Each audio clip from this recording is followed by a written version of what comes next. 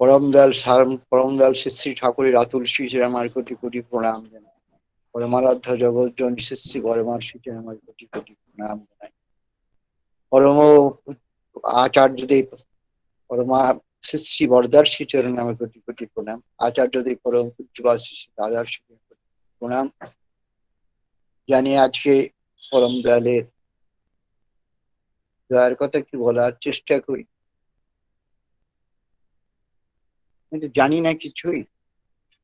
আমরা পৃথিবীতে কি জন্য জন্মগ্রহণ করেছি, কি করতে এসেছি, কি করব, কিছুই তো জানি। কে জানে? যিনি আমাকে পৃথিবীতে নিয়ে এসছেন, আমার যে কোনো মা বাবার থ্রু দিয়ে পৃথিবীতে আসি, এটি চিরন্তন সত্য। কি জন্য এসেছি, কি করতে এসেছি, এগুলো কিছু জানি। কে জানেন? যিনি আমাকে পাঠিয়েছেন এই পৃথিবীর বুকে, যাকে কেউ ঈশ্বর বলে, কেউ গড বলে, কেউ প্রেরিত পুরুষ বলেন, পুরুষোত্তম। যুগে যুগে তিনি আবির্ভূত হন, কখনো কখনো পুরুষোত্তম রূপে প্রকাশিত হন। এবার তিনি পুরুষোত্তম শ্রী শ্রী ঠাকুর ফুলচন্দ্র রূপে পৃথিবীতে প্রকাশিত হয়েছে। জন্ম মুহূর্ত থেকেই তার প্রকাশিত হয়েছে। দিক দিগন্ত আলোকিত করে তিনি পৃথিবীতে এসেছে।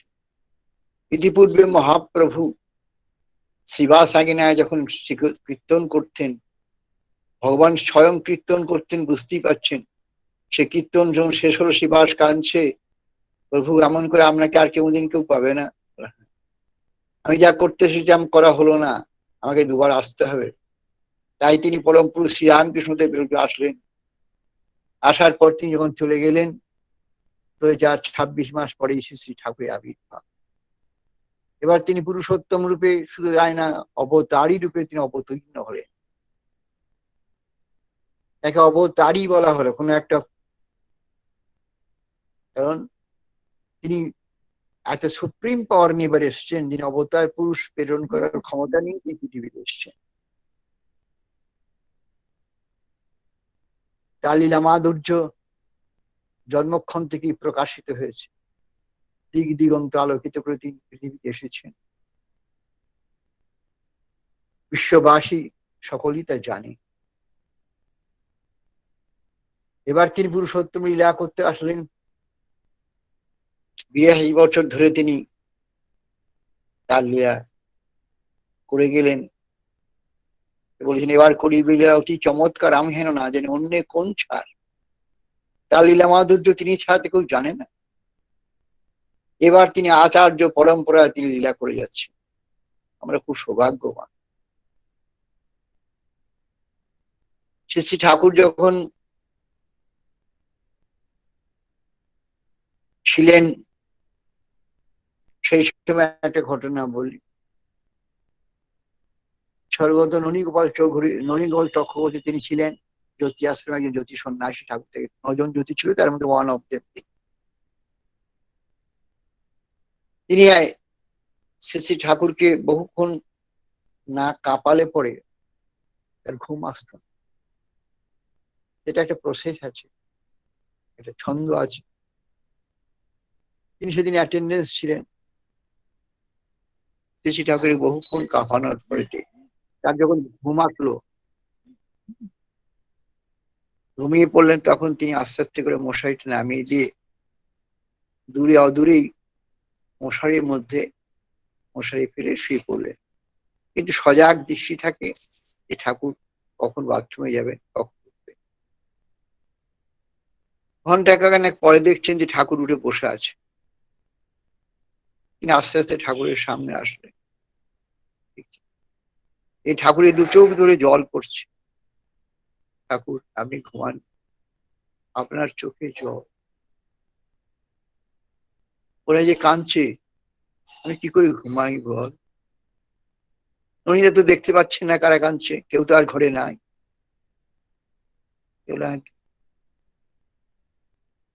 ভারতের যে মুনি ঋষি, তারা আসতে চাইছেন ভারতের বুকে, কিন্তু উপযুক্ত মা পাচ্ছেন না, সেই জন্য ভারতবর্ষে আসতে পারছে। সেই শোল গুনে সে কাঁদছেন তার কাছে, উনি তো দেখতে পাচ্ছেন। বলছে ওরা যে কাঁদছে আসতে সে। তো এই ঘটনাটা ননীর একদিন আমার সঙ্গে, আমাকে খুব স্নেহ করতেন, ভালোবাসতেন। পরবর্তীকালে শ্রী শ্রী বরদার নির্দেশে তিনি সেক্রেটারি হয়েছেন। তিনি 9 জন জ্যোতির মধ্যে ওয়ান অফ দেব ঠাকুরই করেছিলেন। তিনি যখন সেক্রেটারি সৎসঙ্গের হলেন তখন তিনি হতে চাননি, ঠাকুর আমাকে তো পদ দিতে নিষেধ করেছেন। কিন্তু যিনি প্রস্তাবটা শ্রী শ্রী বরদার নির্দেশে এনেছিলেন, তিনি বললেন যে আপনার শ্রী শ্রী বরদাকে মাথায় করে রাখার, তার আদেশ নির্দেশ পালন করার কথা ঠাকুর বলে যাননি। হ্যাঁ, তাহলে তিনি ইচ্ছা করেছেন যে আপনাকে সেক্রেটারি হওয়ার, আপনি সেক্রেটারি হবেন না। সেই পয়েন্টে ননীরা কাত হয়ে গেলেন। শ্রী শ্রী বরদার ইচ্ছা অনুযায়ী তিনি সৎসঙ্গের সেক্রেটারি হয়েছিল। পরবর্তীকালে শ্রী শ্রী ঠাকুর বললেন, সব দিক বিবেচনা করে সৎসঙ্গের সমস্ত দায় দায়িত্ব আমি পরোপকারের পর নষ্ট করে গেলাম। এতে কারো কারো ভালো নাও লাগতে পারে। এই সৎসঙ্গের বিশাল সৎসঙ্গ, ওটা পৃথিবীব্যাপী সংগঠন। এই বিশাল সৎসঙ্গের দায়িত্ব শ্রী শ্রী বরদার উপর নির্ভর করবে। তার সুযোগ্য জ্যেষ্ঠাত্মজ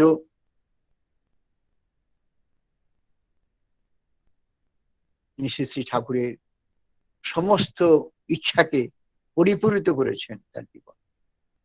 তিনি যখন বাণী দিতেন তখন তার অ্যাটেন্ডেন্স মায়ামাসে একদিন বলে ফেললো যে আপনি যে এত কথা বলছেন এসব কে করবে? শ্রী শ্রী ঠাকুর জনে জনে জিজ্ঞেস করছেন, কেউ সদুত্তর দিতে পারছে না। এই সময় শ্রী শ্রী বরদেশে প্রণাম করেছেন ঠাকুরের কাছে, পরোক্ষক আমি যেসব কই এগুলো সব কে করবে, কার জন্যে? তিনি নিজের বুকে আঙুল ঠেকিয়ে বললেন, যা কিছু দিয়েছেন, যা কিছু দিচ্ছেন, যা কিছু দেবেন, সব আমি করব। ঠাকুর খিলখিল করে এসে বলেন, ওই সব করবে। শ্রী শ্রী ঠাকুরের সমস্ত ইচ্ছা, বাস্তব যা কিছু ইচ্ছা তিনি তা পূরণ করেছেন তার জীবনের শেষ পর্যন্ত তিনি ঠাকুর ছাড়া কিছু জানতেন না। ঠাকুরই তার জীবন সর্বস্ব, ঠাকুরময় ছিলেন তিনি। সেজন্য তিনি আমাদের সকলকে, কোটি কোটি মানুষকে ঠাকুরের পথে। আজকে যে আমরা প্রার্থনা করি, এই প্রার্থনা কিন্তু ছিল না।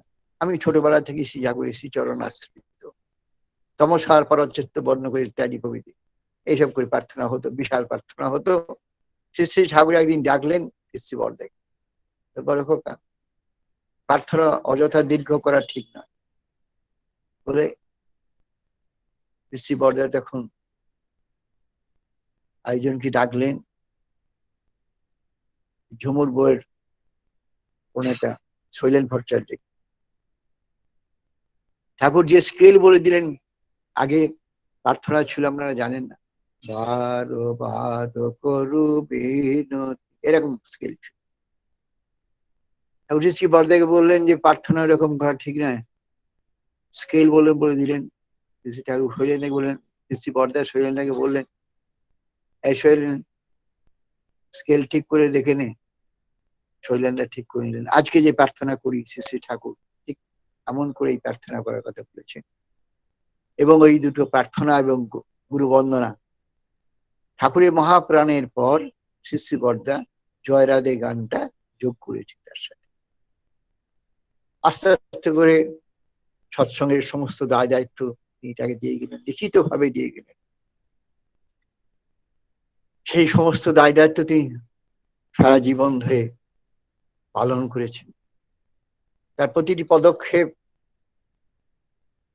প্রতিটি চলনা ঠাকুরকে কেন্দ্র করে, তারা যা কিছু জীবনটা, গোটা জীবনটাই ঠাকুরকে কেন্দ্র করে।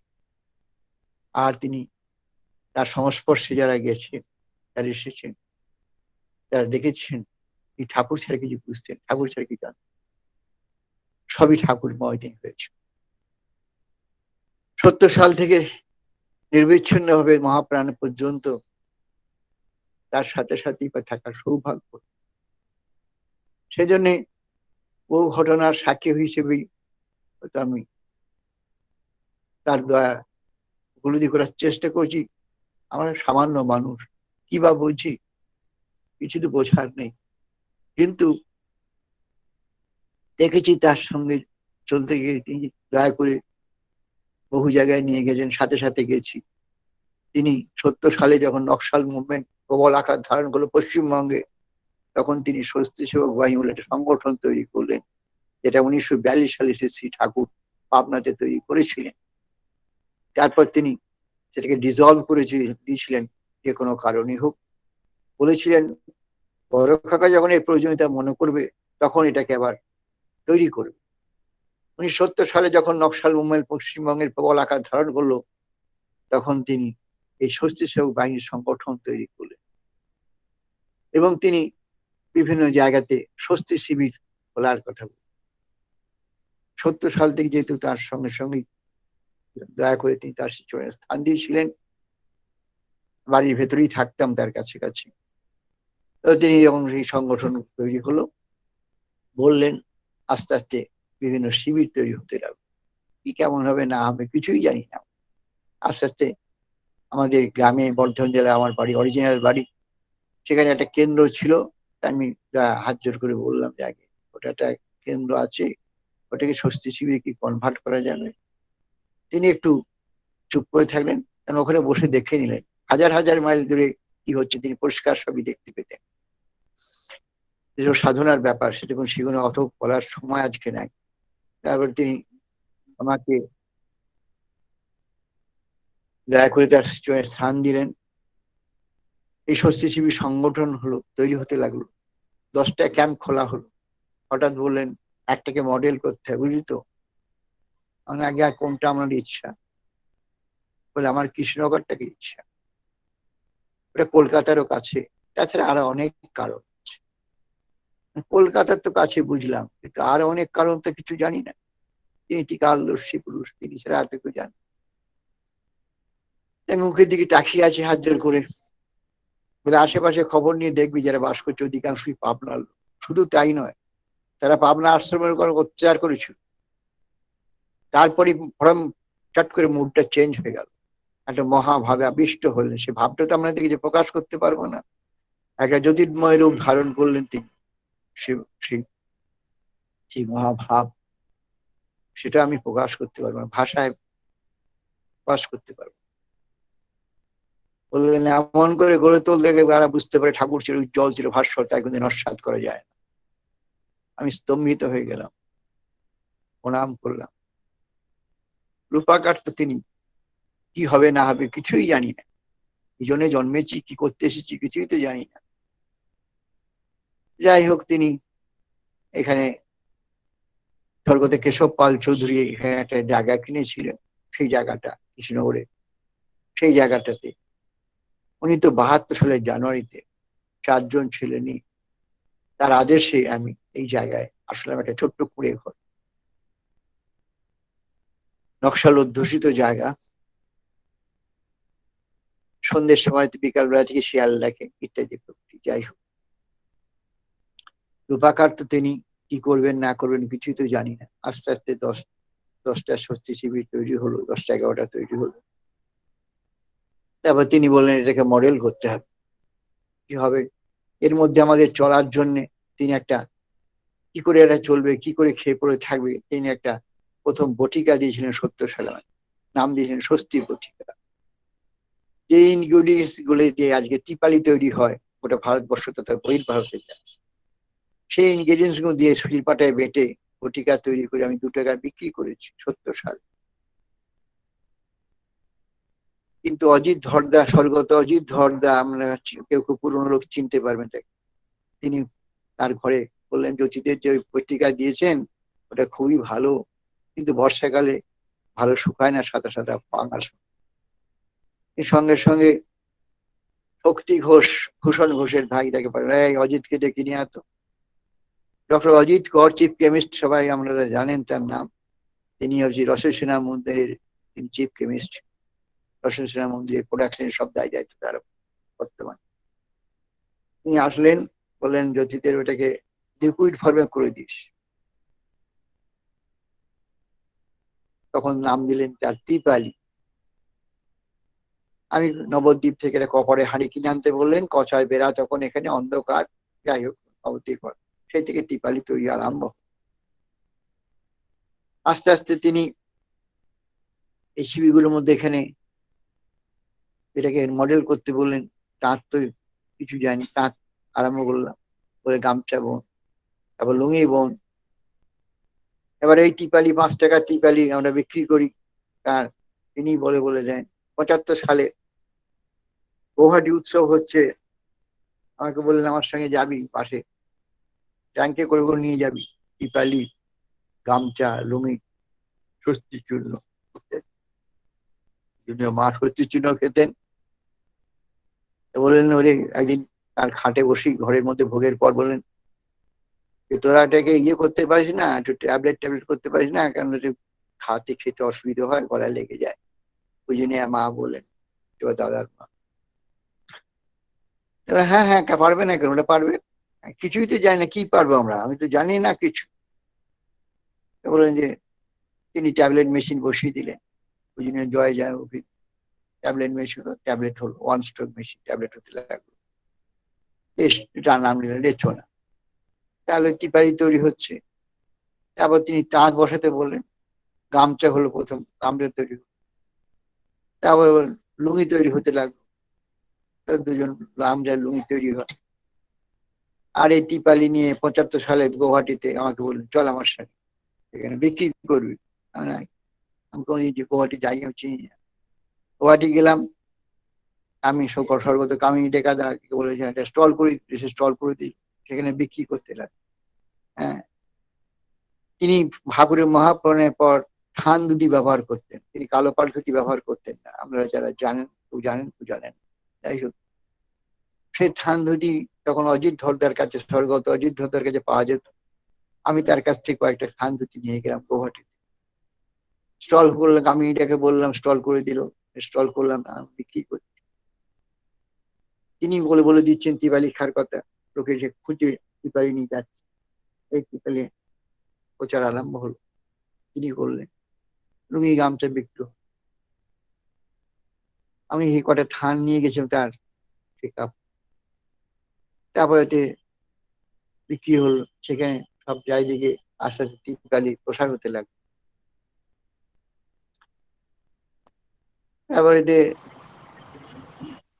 পরবর্তীকালে তার থান ধুতি এখানে যখন গৌহাটিতে নিয়ে গেছিলাম, তখন একটা ঘটনা ঘটলো যে তিনি একদিন উৎসবের 2 দিন পরে একদিন এই আচার্য ভবন, যেখানে তার বাসস্থান, যিনি ঘরে থাকেন, সেখান থেকে এই 3টে 3:30 হবে, দরজা খোলা হলে তিনি আসছেন, তার সঙ্গে সঙ্গে পূজনীয় বড়দি আসছেন সাথে। আমি তো স্টলে বিক্রি করছি, হঠাৎ সেই স্টলে চলে এলেন। আমি তো সেটা একদিকে দাঁড়িয়ে থাকলাম, তিনি স্টলে বসে বললেন। বড়দি আমাকে জিজ্ঞেস করলেন যে, তোমরা বাবার যে কাপড় রেখেছে এটা কি তৈরি করো? তখন আমি তো সেলসম্যান নাই, তিনি এমন ভাবে কথাটা বললেন, ওই জন্যই তো ওরা রেখেছে, সংকল্প করে এসে কাপড়টা তৈরি করো। মিস্ত্রি পেয়ে গেলাম, সেই কাপড়টা একজন দান, একটা তাঁত একজন দান করলো, কাপড় তৈরি করে প্রথম নিয়ে গেলাম কাপড়টা। উজ্জ্বল দাদা চায়ের দোকানে বসে আছেন, ওই গোবিন্দ চায়ের দোকান বল, গোবিন্দ চায়ের দোকান ছিল, যেখানে পূজনীয় সিপাহী বসেন মাঝে দর্শন করানো হয়, অভিনব বসেন মাঝে রাত্রিবেলা। যাই হোক, সেখানে বসে আছেন দাদা। যদি কি খবর? আমরা আগে এই বাবার কাপড় তৈরি করেছি আমরা, দেখি কাপড়টা হাতে করে হাঁটতে লাগলেন। আমি পেছন পেছন গেলাম, বর্দে বসে আছেন, তাকে ঘরে এই জ্যোতিরা তোমার জন্য কাপড়, তিনি অত্যন্ত খুশি হল। আমার তো পুরো খুশি হলে ব্যাস, আমার আর পরে চরম আনন্দ। আর কি হবে, পুরুকে খুশি করার কাজ একটা। আস্তে আস্তে হতে বাড়তে লাগলো, এই বাড়তে বাড়তে চলতে লাগলো, এটা কর সেটা কর। তারপর আস্তে আস্তে মন্দির তৈরি করালেন, মন্দির তৈরি করালেন, মন্দির তৈরি হলো, ঠাকুরের বিগ্রহ বসলো। কিন্তু তার শারীরিক অসুস্থতার কারণে তিনি উদ্বোধনটা করা সম্ভব হলো। তিনি বিনায়কদা, পূজ্যপাদ দাদা মেদিনীপুর ঠাকুর বাড়িতে বললেন, তোর শরীরটা, বিনায়কদাই বললেন, দাদা তার শরীরটা তো ভালো নাই, কোমরও ব্যথা হয়েছে একটু, এখন ওরা দেহঘর চলে গেলেই হয়, পরে সময় সুযোগ মতো এসে যিনার উদ্বোধন করবে। এবার সেই অনুযায়ী দাদাও তাকে নিবেদন করলেন, বললেন, এই যে তিনি দেওঘর চলে গেলেন মেদিনীপুর থেকে। তারপর আর পায়ের যে বাতের পুজো, আমাদের পরমারাধ্যা জগৎজন শ্রী বড়মার যে বাত ছিল, সেই বাতটা তাকে জানেন সে কথা। এই যে তারপর তার হাঁটা চলা আর করার পরবর্তীকালে তার এখানে আসা সম্ভব হলো। এবার আস্তে আস্তে করে তার মহাপ্রাণের পরে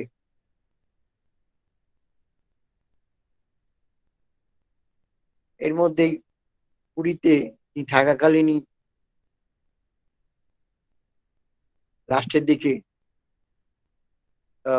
এখানে উদ্বোধনের কথাবার্তা যখন চলছিল, তখন একদিন হঠাৎ আমি দাদাকে এই ডিসেম্বরের কথা বলতে গেলাম। দাদা একটু ক্রুদ্ধই বললেন, কারণ যে ইঞ্জিনিয়ার তৈরি করেছিলেন, যিনি জমিটা কিনেছিলেন শ্রী বরদা, তাকে তার নাম স্বর্গত কেশব পাল চৌধুরী, তিনি ডিস্ট্রিক্ট লেভেল অফিসার, আর তার পাশে বসেছিল সুপার ইঞ্জিনিয়ার কিশোর প্রণব কুমার সাহা। শ্রী বরদা তাকে বলেছিলেন যে কেশব তাকে, যে আপনি কৃষ্ণগড়ে মন্দির করবেন না, ওনাকে হ্যাঁ, আপনি প্ল্যান নেন, ইঞ্জিনিয়ার পাঠান, কেন আমার পাশে তো ইঞ্জিনিয়ার বসে আছে, ওটা ভালো বুঝে তাই করবে। তো উনি সুপার ইঞ্জিনিয়ার হলে গিয়ে আমি অনেকবার বলেছিলাম যে আপনি যা করবেন দাদাকে বলেন, দাদাকে বলে করুন, কিন্তু সে দাদাকে ভয় খেত, দাদার কাছে সে নিজের মতো করে মন্দিরটা তৈরি। এবার তৈরি করার পরে আমি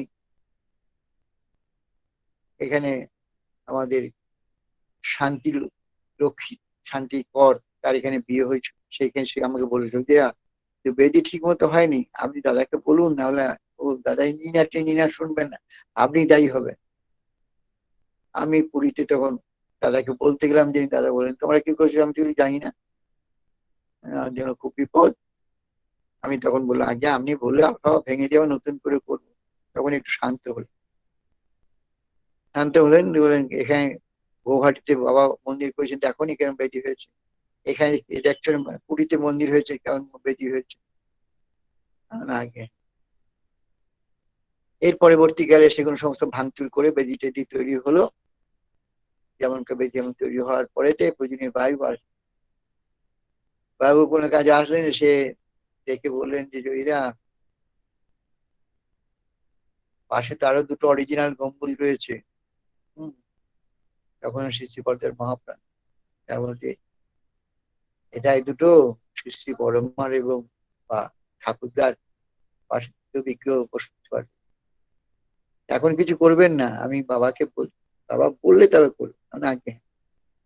এবার তারপর দেবঘর, তারপরে যখন দেবঘর গেছি, দাদাকে প্রণাম করার আগেই দাদা বলল, ওই যে বাবা যেমন তোমাকে বলে এসছেন ঠিক ওরকম করবো না আগে।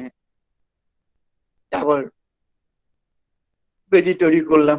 বেদি তৈরি করার পর পূজ্যপাদ দাদা এখানে আসলেন, আসার পরে গৌতম পাল যাই আজকে ঠাকুরের বিগ্রহ ওটা পিঠে পিঠে সেটা তৈরি করে একটা গৌতম পাল, ইন্টারন্যাশনাল আর্কিটেক্ট। বললেন যে এই গৌতম দা, আমাকে দুটো ফাইবারে বিগ্রহ করে দেবেন শ্রী শ্রী বড়মার এবং বাবার। পূজ্যপাদ দাদা বললেন, আগে হ্যাঁ, 1 মাসের মধ্যে করে দেবেন। এবার সে করে দিল, বিগ্রহ বসলো। বিগ্রহ বসার পরেতে পূজ্যপাদ দাদা সাড়ম্বরে বিশাল করে উৎসব করে এখানে আর শ্রী শ্রী ঠাকুর, শ্রী শ্রী বড়মা এবং শ্রী শ্রী বরদার প্রথম বিগ্রহ এখানে তৈরি বসালে এবং অন্নভোগ চালু করলে। স্বর্গত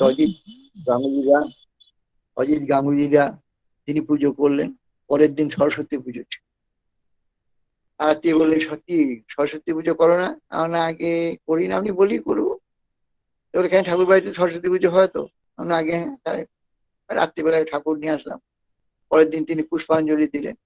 পুষ্পাঞ্জলি দিয়ে অজিত গাঙ্গুলিদা পুজো করলেন, পুষ্পাঞ্জলি দিয়ে বেরিয়ে গেলেন। বিশাল উৎসব। তারপরে যে এই যে শক্তিনগর যে আন্টি সৎসঙ্গে ছিল, সেটা তো আমরা জানতাম না পাবনাতে। এইবার এখানে তিনি করলেন কি, আস্তে আস্তে করে তিনবার all India Ritwik conference. All India Ritwik conference করতে গেলে তার পরিকাঠামো তৈরি করতে হবে। শ্রী বলদেব বলে এমন করে গড়ে তোল যারা দেখে বুঝতে পারে ঠাকুরজির উজ্জ্বল চিরে ভাস্কর। সেই কাজটা তো আমরা তো ক্ষুদ্র মানুষ, সেই কাজটা করলেন কে? পরমপুত্র শ্রী দাদা। তিনি তিনবার অল ইন্ডিয়া ঋত্বিক কনফারেন্স করলেন। অল ইন্ডিয়া ঋত্বিক কনফারেন্স করতে তার বিশাল পরিকাঠামো লাগে, সেই পরিকাঠামো তিনি তৈরি করালেন। এই তার দ্বারা হলো পরিকাঠামো তৈরি হলো। এই পরিকাঠামো তৈরি তিনি সপরিবারে তিনি বলে আমি আমার সঙ্গে 100 জন লোক যাবে, তারা কিন্তু ভেতরেই থাকবে প্রথম আগে, ভেতরেই থাকবে। তার সব টোটাল পরিকাঠামো তৈরি করল। আস্তে আস্তে আমরা আমাদের কলেবর বাড়তে লাগলো, আমরা তাঁত বাড়লো, 14খানা তাঁত আছে।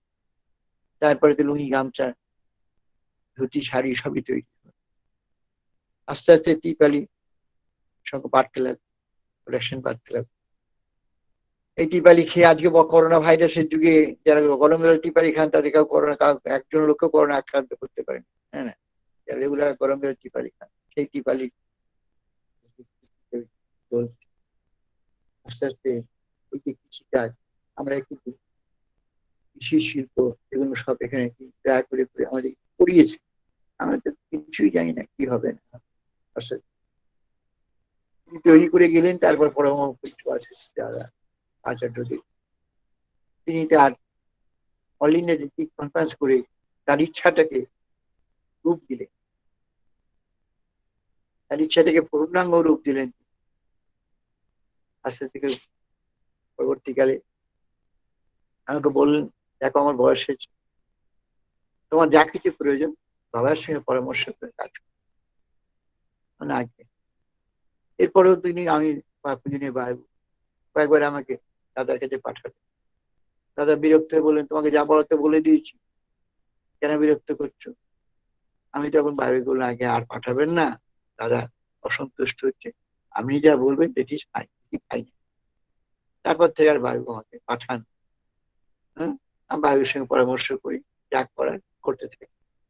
করতে করতে ধরুন এই যে আগে এসেছি, এখন তো আমরা 150 জন লোক থাকি, আমরা টোটাল পার্মানেন্ট থাকি, আমরা 150 জন থাকি।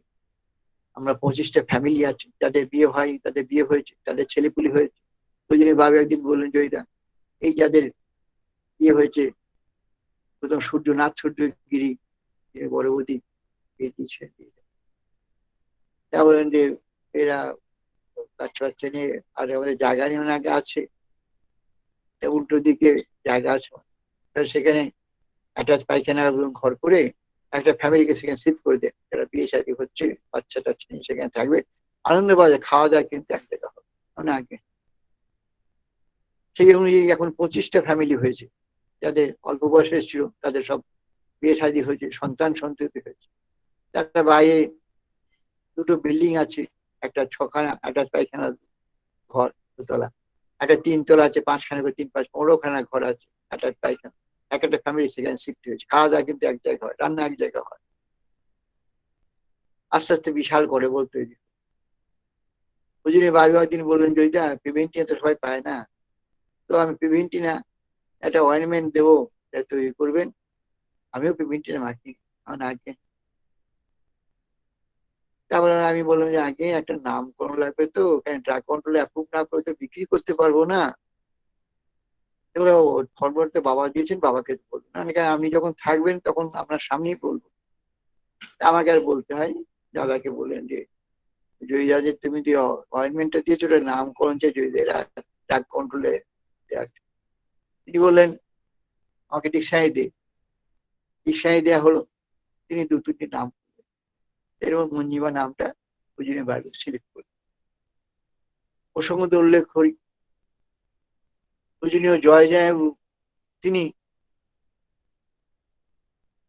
প্রথমেই ট্যাবলেট মেশিনটা তিনি একটা মেসেজ পাঠালেন থ্রু বিঙ্কি বাবু দাদাকে নিবেদন করার জন্য যে জয়দাদের ট্যাবলেট মেশিনটা আমি দিতে চাই ক্যানম্যাক কোম্পানি। দাদা বললেন আচ্ছা বললেন হ্যাঁ সৎসঙ্গের থ্রু দিতে। তিনি 5 লাখ টাকা দিয়ে আমাদের ট্যাবলেট মেশিন পরবর্তী কাজে অয়েনমেন্টটা যখন হলো তখন দাদা বললেন এমন টিউবটা করতে হবে বুঝলে তো, এমন টিউবটা করবে যেন একবারে দেখে সবাই যেন খুব কষ্ট করে, তার কোনো কিছুই লাগবে না, টিউবটা দেখি খুব ভালো লাগে। বলছেন এবার টিউবটা কোথায় পাবো কি হবে যা জয়বাবু আমাদের যেহেতু আমাদের খুব সাহায্য সহযোগিতা করেন আমরা ধরলাম। তিনি আমাদের বললেন এই এই যে টিউব কতগুলো টিউব নিয়ে দেখিয়ে বললেন এগুলো দেখাবেন যেটা অ্যাপ্রুভ করবেন। এবার পূজ্যপাদ দাদাকে দেখালেন, তিনি অ্যাপ্রুভ করলেন সেই একটা টিউব। সেই টিউবটা আবার পশ্চিমবঙ্গে কোথাও তৈরি হয়, গুজরাট টুজরাটে তৈরি। সেই টিউবের আবার সেই টিউবের স্যাম্পেল দেখানো হলো, টিউবকে অ্যাপ্রুভ করলেন এবং পূজনীয় জয়বাবু সেটাও আমাদের দয়া করে দাদাকে বলে সেই মেশিনটাও দান করেছেন 7 লাখ টাকায়।